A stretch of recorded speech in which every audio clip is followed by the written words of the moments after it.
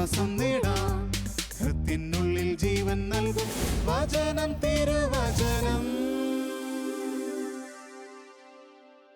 യോഹന്നാന്റെ സുവിശേഷം 14:8.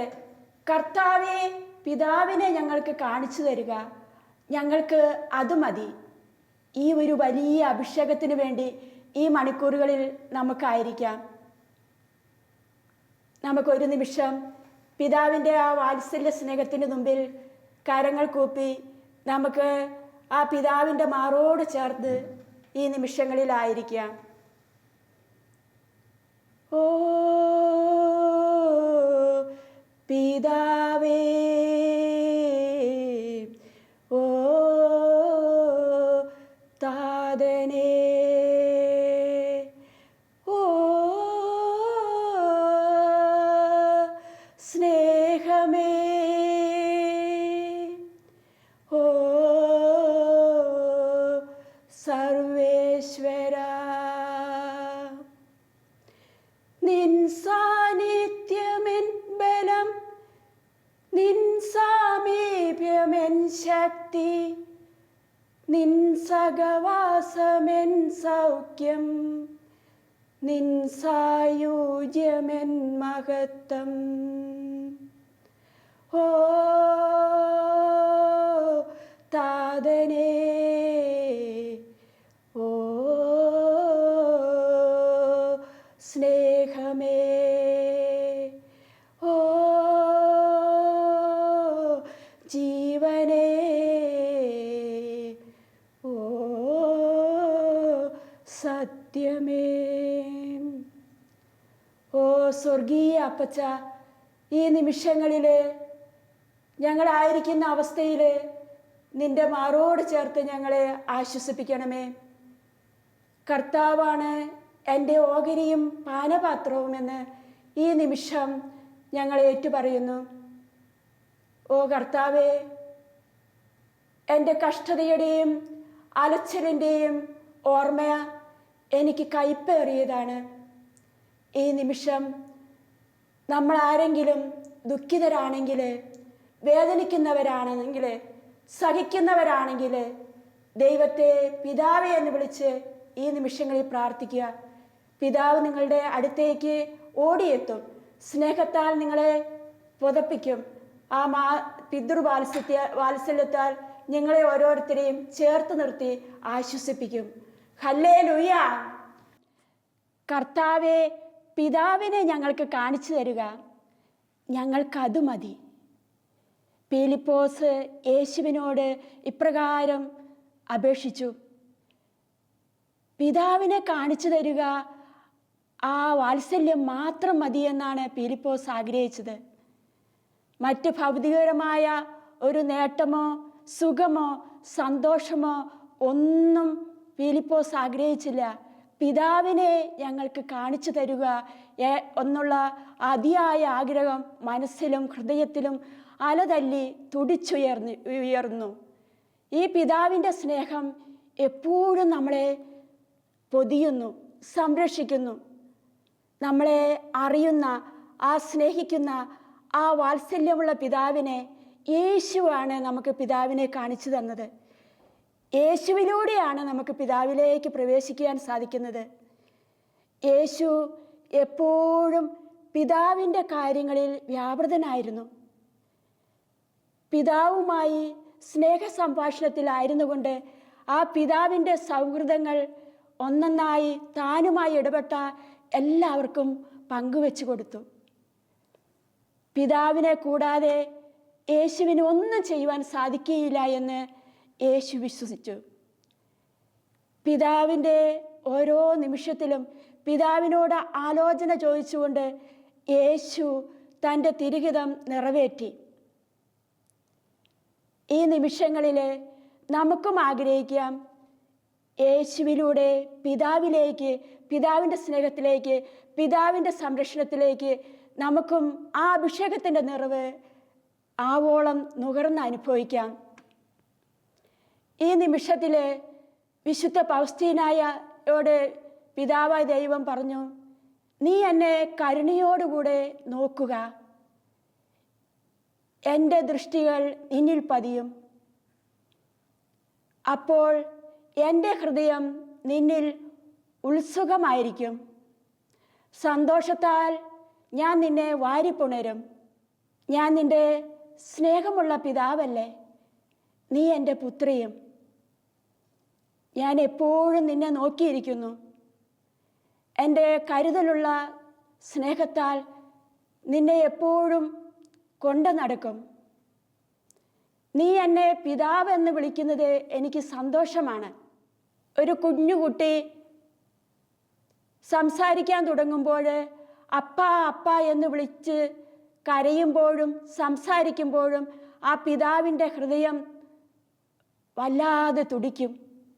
എങ്കിൽ ഭൗമിക പിതാക്കന്മാർ ഇപ്രകാരം അവരുടെ ഹൃദയത്തെ തുടിക്കുമെങ്കിൽ സ്വർഗീയ അപ്പച്ചനായ ഞാൻ എപ്പോഴും നിന്റെ സ്വരം പിതാവേ എന്ന് വിളിച്ച് കേൾക്കുവാൻ ഞാൻ ആഗ്രഹിക്കുകയാണ്. പിതാവേ എന്ന് വിളിച്ച് സ്നേഹിക്കുമ്പോൾ സ്വർഗം മുഴുവൻ ഭൂമിയിൽ ഇറങ്ങി വരും. ഇതാണ് വിശുദ്ധയുടെ ജീവിതത്തിലുടനീളം ആ കരുണയുടെ ദൃഷ്ടികൾ മുഴുവൻ പിതാവേ എന്ന് വിളിച്ച് സ്നേഹിച്ചപ്പോൾ ആ മകളുടെ മേല്, ആ വിശുദ്ധയുടെ മേല് വാരിപ്പുണർന്നു. ഇപ്രകാരം യേശു പിതാവിൻ്റെ കാര്യങ്ങളിൽ വ്യാപൃതിയായിരുന്നു. യോഹന്നാന്റെ സുവിശേഷം 5-ാം അധ്യായം 19 മുതലുള്ള തിരുവചനത്തിൽ ഇപ്രകാരം പറയുന്നു: പിതാവ് ആരെയും വിധിക്കുന്നില്ല. പിതാവ് എല്ലാം വിധിക്കാനുള്ള അധികാരവും പുത്രനെ ഏൽപ്പിച്ചിരിക്കുന്നു. പിതാവ് പറഞ്ഞതല്ലാതെ മറ്റൊന്നും പുത്രൻ പ്രവർത്തിക്കുന്നില്ല. പിതാവിൻ്റെ ഇഷ്ടമല്ലാതെ മറ്റൊന്നും പുത്രൻ അന്വേഷിക്കുന്നില്ല.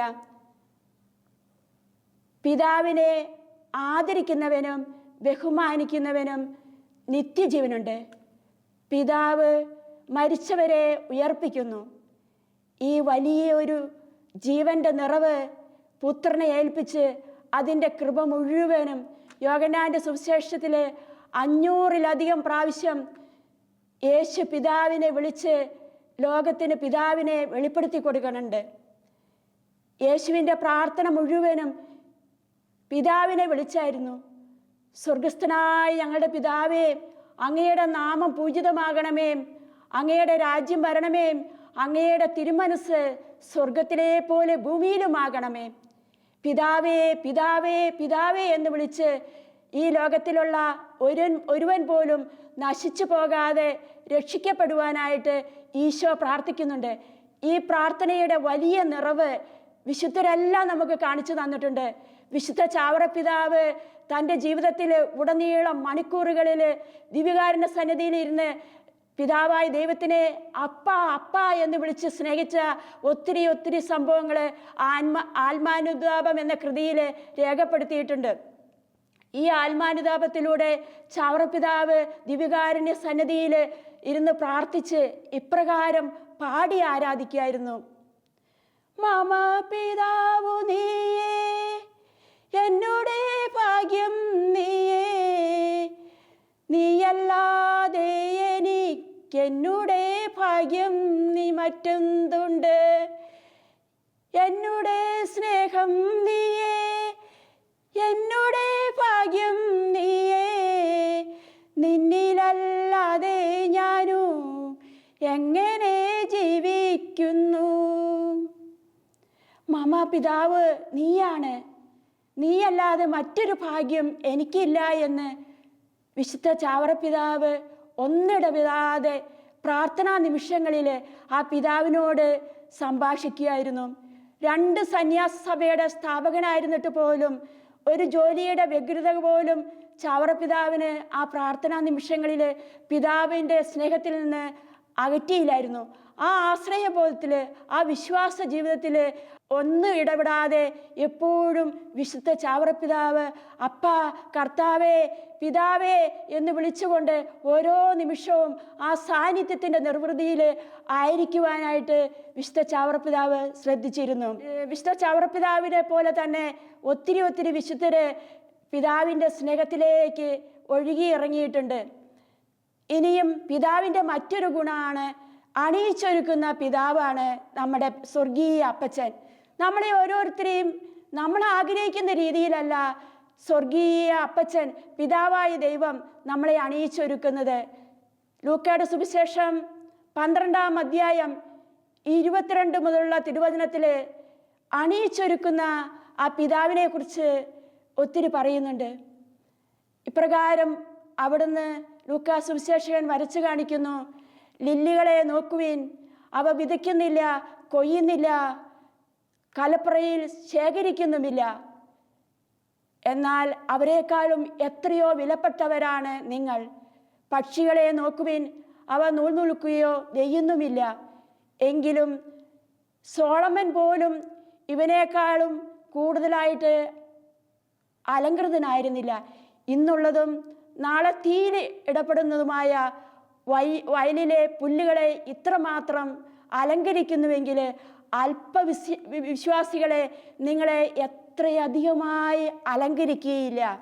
ഇങ്ങനെ നമ്മളെ അണിയിച്ചൊരുക്കുന്ന ഒരു സ്വർഗീയ പിതാവാണ്.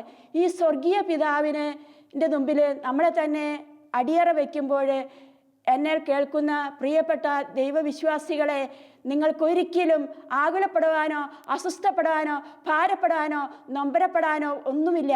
പിതാവിൻ്റെ കരങ്ങളിൽ നമ്മൾ ഓരോരുത്തരും സുരക്ഷിതരാണ്. അവിടുന്ന് നമ്മളെ അണിയിച്ചൊരുക്കും, നമ്മളെ എത്തേണ്ടടുത്ത് എത്തിക്കും. ആ ഒരു അഭിഷേകത്തിൻ്റെ നിറവ് നമ്മുടെ ജീവിതത്തിൻ്റെ വ്യത്യസ്തമായ ധ്രുവങ്ങളിലായിരിക്കുമ്പോഴും പിതാവ് എന്നെ കരങ്ങളിൽ എടുക്കുന്നു, പിതാവ് എന്നെ പതപ്പിക്കുന്നു, പിതാവ് എന്നെ കൊണ്ടു നടക്കുന്നു എന്നുള്ള ആ വലിയ സത്യമുള്ളപ്പോൾ നമുക്കൊന്നിനെക്കുറിച്ചും ഭയപ്പെടേണ്ടതില്ല. വീണ്ടും പിതാവിൻ്റെ സവിശേഷതകളിലേക്ക് ലൂക്കാ സുവിശേഷത്തിലേക്ക് എത്തി നോക്കുമ്പോൾ ഇപ്രകാരം പറയുന്നു. ലൂക്കായുടെ സുവിശേഷം 6-ാം അധ്യായം 27 മുതലുള്ള തിരുവചനത്തിൽ 36 വരെയുള്ള തിരുവചനത്തിൽ ഇപ്രകാരം പറയുന്നു. നിങ്ങൾക്ക് നന്മ ചെയ്യുന്നവർക്ക് മാത്രം നിങ്ങൾ നന്മ ചെയ്താൽ നിങ്ങൾക്ക് എന്ത് മേന്മയാണുള്ളത്? പാപികളും അപ്രകാരം ചെയ്യുന്നില്ലേ? നിങ്ങളെ സ്നേഹിക്കുന്നവരെ നിങ്ങൾ സ്നേഹിച്ചാൽ നിങ്ങൾക്ക് എന്ത് മേന്മയാണുള്ളത്? പാപികളും അങ്ങനെ ചെയ്യുന്നില്ലേ? നിങ്ങൾക്ക് തിരിച്ചു കെട്ടുമെന്ന് പ്രതീക്ഷിച്ച് മറ്റുള്ളവർക്ക് വായ്പ കൊടുത്താൽ അപ്രകാരം തന്നെ പാപികളും ചെയ്യുന്നില്ലേ? ഇപ്രകാരമല്ല പിതാവ് ആഗ്രഹിക്കുന്നത്. നിങ്ങൾക്ക് നിങ്ങളുടെ ശത്രുക്കളെ സ്നേഹിക്കുവേൻ, നിങ്ങളെ ദ്രോഹിക്കുന്നവർക്ക് നന്മ ചെയ്യുവേൻ, നിങ്ങളെ അധിക്ഷേപിക്കുന്നവരെ അനുഗ്രഹിക്കുവേൻ, നിങ്ങൾക്ക് തിരിച്ചു കിട്ടുമെന്ന് പ്രതീക്ഷിക്കാതെ എല്ലാവർക്കും കൊടുക്കുവിൻ. ഇപ്രകാരമാണ് നിങ്ങൾ സ്വർഗീയ പിതാവിൻ്റെ മക്കളായിത്തീരുന്നത്. അപ്പോഴാണ് സ്വർഗത്തിൽ നമ്മുടെ പ്രതിഫലം വലുതായിത്തീരുന്നത്. ലോകത്തിൻ്റെ നീതി വെച്ച് നോക്കുമ്പോൾ ഇത് വളരെ പ്രയാസമുള്ള കാര്യമാണ്. ഈ വലിയൊരു സന്തോഷത്തിൻ്റെ നിറവ് ലോകത്തിന് പോഷത്വമാണ്. എന്നാൽ ദൈവിക ജ്ഞാനത്തോട് തുലനം ചെയ്യുമ്പോൾ സ്വർഗീയ അപ്പച്ചൻ്റെ ഈ കരുതലുള്ള സ്നേഹം വളരെ വലുതാണ്. വീണ്ടും ഇപ്രകാരം പിതാവായ ദൈവത്തിൻ്റെ സവിശേഷതയിലേക്ക് ലൂക്കാ സുവിശേഷം 6-ാം അധ്യായം 36-ാം തിരുവചനത്തിൽ ഇപ്രകാരം പറയുന്നു. നിങ്ങളുടെ സ്വർഗസ്ഥനായ പിതാവ് കരുണയുള്ളവനായിരിക്കുന്നത് പോലെ നിങ്ങളും കരുണയുള്ളവരായിരിക്കുവേൻ. ഇപ്രകാരം കരുണയുടെ ഭാവങ്ങൾ നമ്മളായിരിക്കുന്ന ഇടങ്ങളിൽ പ്രവർത്തിക്കുമ്പോൾ വലിയ സ്വർഗീയ നിർവൃതി നമ്മളിൽ വന്നു തീരും. നമ്മളെല്ലാവരും സ്വർഗീയ അപ്പച്ചൻ്റെ മക്കളായി തീരും. നമ്മളെ ദുഷിക്കുന്നവരെയും ദേഷിക്കുന്നവരെയും ഒറ്റപ്പെടുത്തുന്നവരെയും പരദൂഷണം പറയുന്നവരെയും എല്ലാം നമ്മുടെ ഹൃദയത്തിൽ നിന്ന് മാറ്റി നിർത്തിയാൽ ഒരിക്കലും സ്വർഗത്തിലെ പ്രതിഫലമോ പിതാവിൻ്റെ സ്നേഹമോ വാത്സല്യമോ അനുഭവിക്കാൻ സാധിക്കുകയില്ല. പിതാവേ എന്ന് വിളിച്ച് സ്നേഹിക്കുമ്പോൾ സ്വർഗം സന്തോഷിക്കുകയാണ്, സ്വർഗവാസികൾ സന്തോഷിക്കുകയാണ്. വീണ്ടും വിശുദ്ധ പൗസ്തീനോട് പറഞ്ഞു, ഇപ്രകാരം പറഞ്ഞു, നീ പിതാവേ എന്ന് വിളിക്കുമ്പോൾ എനിക്ക് സന്തോഷമാണ്. വീണ്ടും വിശുദ്ധ വസൂല റീഡറിനോട് ഒത്തിരി വെളിപാടിൻ്റെ ആധിക്യത്താൽ ദൈവമനുഷ്യൻ്റെ സ്നേഹഗീതയിൽ 500-ലധികം പ്രാവശ്യം പിതാവേ പിതാവേ എന്ന് വിളിച്ച് സ്നേഹിക്കുമ്പോൾ ഇപ്രകാരം പോരാ, ഇത്രയും പോരാ, ഇങ്ങനെ സ്നേഹിച്ചാൽ പോരാ, ഇങ്ങനെ വിളിച്ചാൽ പോരാ, ഇങ്ങനെ പ്രാർത്ഥിച്ചാൽ പോരാ എന്ന് പറഞ്ഞ് 500-ലധികം പ്രാവശ്യം പിതാവേ പിതാവേ എന്ന് വസൂല റീഡർ വിളിച്ച് പ്രാർത്ഥിക്കുന്നുണ്ട്. വസൂല ലീഡർ ഇപ്രകാരം പ്രാർത്ഥിക്കുമ്പോൾ പിതാവായ ദൈവം ഇത്രയധികം ക്ഷമയോടുകൂടെ ഇനിയും ഇനിയും എനിക്ക് ആ പിതാവേ വാക്കുകളില്ലാത്ത ആ നോട്ടം, ആ സ്നേഹം മതി വരുവോളം എനിക്ക് വേണം, ആസ്വദിക്കണമെന്നുള്ള ആ വലിയ ചിന്ത ഈ സ്വർഗീയ പിതാവിന് ഈ വ്യക്തിയിൽ നിന്ന് ആഗ്രഹിച്ചു. ഇപ്രകാരം വലിയൊരു ആത്മീയ നിർവൃതിയുടെ നിറവിലായിരിക്കുമ്പോഴാണ് നമ്മുടെ ജീവിതത്തിലും അർത്ഥവും സന്തോഷവും അനുഭവിക്കാൻ സാധിക്കുന്നത്. പിതാവ് എല്ലാ കാര്യങ്ങളിലും, നമ്മുടെ ചിന്തയിലും ഭാവനയിലും, നമ്മൾ ഇരിക്കുന്നതും നടക്കുന്നതും ജോലി ചെയ്യുന്നതും എല്ലാ കാര്യങ്ങളിലും, മക്കളായ നമ്മുടെ കാര്യങ്ങളിൽ വ്യാപൃതനാണ്. നമ്മളെല്ലാ വിധത്തിലും അലങ്കരിക്കുകയാണ്. ആ സുന്ദരമായ അപ്പച്ചൻ നമ്മളെ നോക്കിയിരിക്കുകയാണ്. നമ്മുടെ കാൽ വഴുതാനോ നമ്മുടെ കണ്ണ് ചിമ്മാനോ ഒന്നും അവിടുന്ന് ആഗ്രഹിക്കുന്നില്ല. നമ്മുടെ വലിയ ഉന്നതിയെ അവിടുന്ന് ആഗ്രഹിക്കുന്നു. ഇപ്രകാരം അലങ്കരിക്കുന്ന സ്വർഗീയ അപ്പച്ചൻ്റെ കരങ്ങളിൽ നമ്മളായിരിക്കുമ്പോൾ ഒരു കൊച്ചു കുഞ്ഞിനെ പോലെ, ബലഹീനനായ കുഞ്ഞിനെ പോലെ ആ സ്വർഗീയ അപ്പച്ചൻ്റെ കരങ്ങളിലേക്ക് എടുത്തുയരുന്ന ഒരു അനുഭവം നമ്മൾക്ക് വരും. അപ്പോൾ ഒരിക്കലും നമ്മുടെ ജീവിതത്തിലെ ടെൻഷനമോ പരിഭ്രാന്തിയോ ഒറ്റപ്പെടുന്ന സാഹചര്യങ്ങളോ അവഗണിക്കപ്പെടുന്ന അനുഭവമോ ഇല്ല. ഈ ലോകത്തിൽ ഒരുപക്ഷെ നിങ്ങളെ എല്ലാവരും ഒറ്റപ്പെടുത്തിയിരിക്കാം. പലതരത്തിലുള്ള ബന്ധനത്തിൽ, പലതരത്തിലുള്ള ദൂഷണങ്ങളിൽ എല്ലാം നിങ്ങൾ വഴിപെട്ടു പോയേക്കാളും, എന്നാലും സ്വർഗീയ അപ്പച്ചൻ നിങ്ങളെല്ലാ കാര്യങ്ങളിലും സംരക്ഷിക്കും. Hallelujah, hallelujah. മത്തായിയുടെ സുവിശേഷം 5-ാം അധ്യായം 48-ാമത്തെ തിരുവചനത്തിൽ ഇപ്രകാരം പറയുന്നു: എൻ്റെ സ്വർഗസ്ഥനായ പിതാവ് പരിപൂർണനായിരിക്കുന്നത് പോലെ നിങ്ങളും പരിപൂർണരായിരിക്കുമെന്ന്. സ്വർഗീയ പിതാവിൻ്റെ പരിപൂർണതയിൽ ആയിരുന്നുകൊണ്ട് ആ പിതാവിനെ പിതാവേ എന്ന് വിളിച്ച് സ്നേഹിക്കുമ്പോൾ വലിയ പരിശുദ്ധാത്മാവിൻ്റെ അഭിഷേകം നമ്മളിലേക്ക് നിറയും. ഞാൻ ഈ സമയം ഒരു സംഭവം ഓർത്തു പോവുകയാണ്. 16 വയസ്സുള്ള ഒരു ബാലൻ ഒരു പ്രാർത്ഥനാ ഗ്രൂപ്പിൽ ഇപ്രകാരം പിതാവേ പിതാവേ എന്ന് വിളിച്ച് പ്രാർത്ഥിച്ചപ്പോൾ അവിടെ കൂടിയിരുന്നവരെല്ലാവരും നിലവിളിച്ച് പ്രാർത്ഥിച്ചു. അവരുടെ കണ്ണിൽ നിന്നും കണ്ണുനീർ ധാരധാരിയായി ഒഴുകി. അവർക്ക് അല്ലലില്ല, അവർക്ക് ഇവിടുന്ന് എണീറ്റ് പോകുവാനായിട്ട് തോന്നിയില്ല. മണിക്കൂറുകൾ ഇപ്രകാരം കണ്ണുനീരോടുകൂടെ പിതാവേ പിതാവേ എന്ന് വിളിച്ച് പ്രാർത്ഥിച്ചപ്പോൾ പരിശുദ്ധാത്മാവിൻ്റെ അഭിഷേകം അവിടെ നിറഞ്ഞു കവിഞ്ഞു. ഇപ്രകാരം പിതാവേ പിതാവേ എന്ന് വിളിച്ച് പ്രാർത്ഥിക്കുന്ന, എന്നെ ശ്രമിക്കുന്ന എല്ലാ ദൈവജനത്തിൻ്റെ മേലും പിതാവായ ദൈവത്തിൻ്റെ സംരക്ഷണമുണ്ടാകും. പിതാവ് നമ്മളെ നിത്യജീവനിലേക്കും ദൈവിക സംരക്ഷണത്തിലേക്കും കൂട്ടിക്കൊണ്ടുപോകും. ഒന്നിനെക്കുറിച്ചും ഭയപ്പെടേണ്ടതില്ല. അവിടുന്ന് നിങ്ങളുടെ കാര്യത്തിൽ ശ്രദ്ധാലുവാണ്. ഇപ്രകാരം പരിപൂർണതയുടെ അഭിഷേകത്താൽ നിങ്ങളെ ഓരോരുത്തരെയും നിറയ്ക്കും. Hallelujah, hallelujah. ഈ പ്രാർത്ഥനാ ഗ്രൂപ്പിൽ ആ കുട്ടിക്ക് മാത്രമല്ല അഭിഷേകം നിറഞ്ഞത്. ആ കുട്ടിയുടെ ശബ്ദം കേട്ടപ്പോൾ അവിടെ കൂടിയിരുന്ന എല്ലാവരിലേക്കും പിതാവിൻ്റെ സ്നേഹവും കരുതലും വാത്സല്യവും തെളിഞ്ഞു വന്ന് അവരെല്ലാവരും അനുഗ്രഹിക്കപ്പെടുന്ന ഒരു നിർവൃതിയുടെ നിമിഷങ്ങളായി തീർന്നു. ഇപ്രകാരത്തിലുള്ള ഒരു അഭിഷേകത്തിൻ്റെ നിറവ് എൻ്റെയും നിങ്ങളുടെയും ജീവിതത്തിൽ ഉണ്ടായാൽ നമ്മൾ സ്വർഗത്തോളം ഉയരും. മണിക്കൂറുകൾ നമ്മൾ പ്രാർത്ഥനയുടെ നിർവൃതിയിലായിരുന്നാലും ഏതെല്ലാം നിമിഷത്തിലായിരുന്നാലും നമുക്കൊന്നിനെക്കുറിച്ചും ഭയപ്പെടാനോ പരിഭ്രമിക്കാനോ ഇടമില്ല. നമ്മൾ പിതാവായ ദൈവത്തിൻ്റെ കരങ്ങളിൽ സുരക്ഷിതമായ ഒരു ജീവിതം കണ്ടെത്തും. നമ്മളിലുള്ള വിശ്വാസത്തിൻ്റെ ജീവിതം മുന്നോട്ട് നയിക്കും. നമ്മുടെ ഭൗമികമായ ജീവിതത്തിൽ ദൈവം സ്വർഗീയ പിതാവ് നമുക്ക് ആവശ്യമുള്ളതെല്ലാം നൽകും. ദൈവത്തിൻ്റെ സംരക്ഷണം നമ്മളിലേക്കും നമ്മുടെ കുടുംബങ്ങളിലേക്കും നമ്മളായിരിക്കുന്ന ഇടങ്ങളിലേക്കൊക്കെ ഇത്തരത്തിലുള്ള ഒരു അഭിഷേകം നിറയും. അപ്പോൾ പിതാവേ പിതാവേ എന്ന് വിളിച്ച് പ്രാർത്ഥിച്ച് യേശു യോഹന്നാൻ്റെ സുവിശേഷം 17-ാം അധ്യായത്തിൽ മധ്യസ്ഥ പ്രാർത്ഥന നടത്തുന്നുണ്ട്. പിതാവേ, ദുഷ്ടനിൽ നിന്ന് ഇവരെ കാത്തുകൊള്ളണമേ എന്ന് പിതാവായ ദൈവത്തോട് യേശു പ്രാർത്ഥിക്കുന്നുണ്ട്.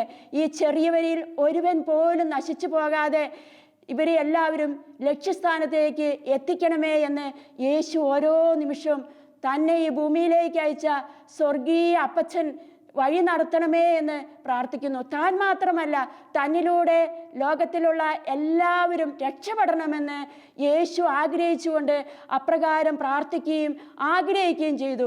ഇങ്ങനെ പ്രാർത്ഥിച്ചപ്പോൾ സ്വർഗത്തിൻ്റെ വലിയ അഭിഷേകം യേശുവിൽ നിറഞ്ഞു. യോഹന്നാന്റെ സുവിശേഷം 4:34 യേശു പറയുന്നുണ്ട്, എൻ്റെ സ്വർഗസ്ഥനായ പിതാവിൻ്റെ ഇഷ്ടമല്ലാതെ എനിക്ക് മറ്റൊരു ഇഷ്ടവുമില്ല. സ്വർഗസ്ഥനായ പിതാവിൻ്റെ ഇഷ്ടം നിറവേറ്റുകയാണ് എൻ്റെ ഭക്ഷണമെന്ന് നമുക്കും ഈ നിമിഷങ്ങളിൽ ആഗ്രഹിക്കാം. പിതാവായ ദൈവത്തിൻ്റെ കരങ്ങളിൽ ഒരു കൊച്ചു കുഞ്ഞിനെ പോലെ ദൈവിക സന്തോഷത്തിൽ, ആ സംരക്ഷണതയിൽ ആയിരിക്കാനായിട്ട് നമുക്ക് ഉള്ള അനുഗ്രഹം ഈ നിമിഷങ്ങളിൽ നിറയട്ടെ എന്ന് ഈ നിമിഷങ്ങളിൽ പ്രാർത്ഥിക്കുന്നു. അതിനുള്ള സ്വർഗീയ കൃപ ഓരോ ദൈവജനത്തിൻ്റെ മേലും നിറയട്ടെ. എന്നെ ശ്രവിക്കുന്ന നിങ്ങൾ ഈ നിമിഷങ്ങളിൽ ദുഃഖിതരായിരിക്കാം, ഭയത്തിന് അടിമയായിരിക്കാം, പലതരത്തിലുള്ള ഭിന്നതയുടെ അരൂപിയിലായിരിക്കാം, വെറുപ്പിലായിരിക്കാം, വിദ്വേഷത്തിലായിരിക്കാം. മലകൾ അകന്നു പോയാലും കുന്നുകൾ മാറ്റപ്പെട്ടാലും എൻ്റെ അചഞ്ചലമായ സ്നേഹം നിന്നെ പിരിയുകയില്ല എന്ന് പറഞ്ഞ ആ പിതാവായ ദൈവത്തിൻ്റെ സ്നേഹത്തിൻ്റെ ആ മാറോട് ചേർന്ന് നിന്നുകൊണ്ട് നമുക്ക് ഇപ്രകാരം പ്രാർത്ഥിച്ച് ആ ഒരു അഭിഷേകത്തിനായി നമുക്ക് കാത്തിരിക്കാം. ഓ താതനേ, ഓ വാത്സല്യമേ, ഓ ജീവനേ, ഓ കർത്തനേ, ഓ വാത്സല്യമേ, ഓ സ്വാന്തനമേ,